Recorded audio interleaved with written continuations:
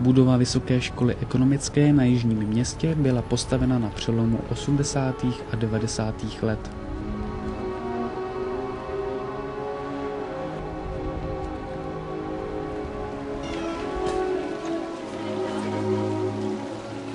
Budete ji navštěvovat zejména v prvním ročníku.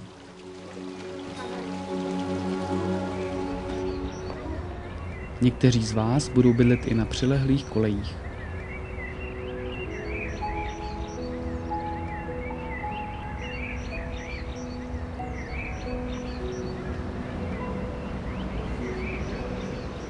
Objekt školy je rozdělen do 2 křídel, která jsou propojena koridory.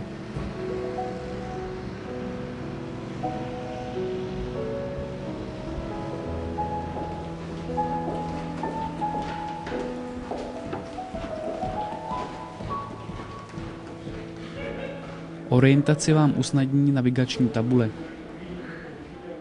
Ty jsou umístěny na vrátnici přímo proti hlavnímu vchodu.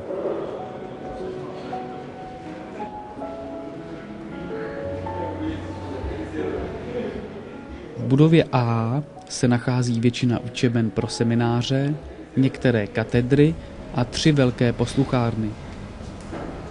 Ty jsou odlišeny barevně a pořadovými čísly.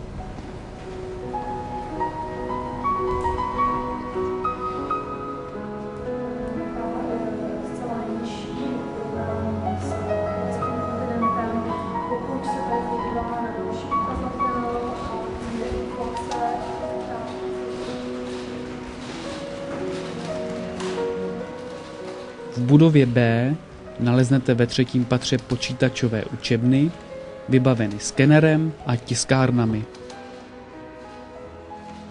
Stejně jako v podobných učebnách na Žižkově, i zde je mimo vlastní studijní práce možné využít rychlého připojení na internet.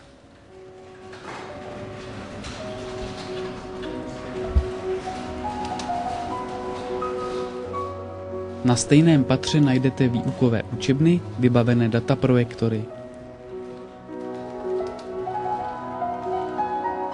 Zde budete absolvovat některé povinné předměty.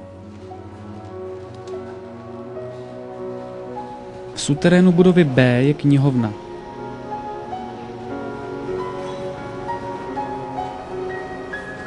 Objednávky na výpůjčky knih je možné podobně jako na Žižkově zadávat i přes internet.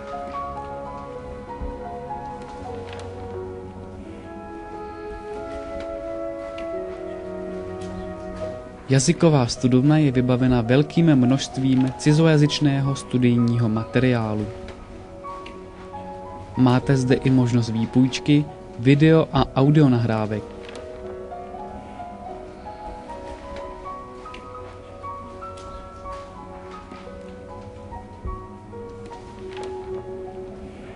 Přejeme vám příjemný vstup do studia na Vysokou školu ekonomickou a těšíme se s vámi na shledanou.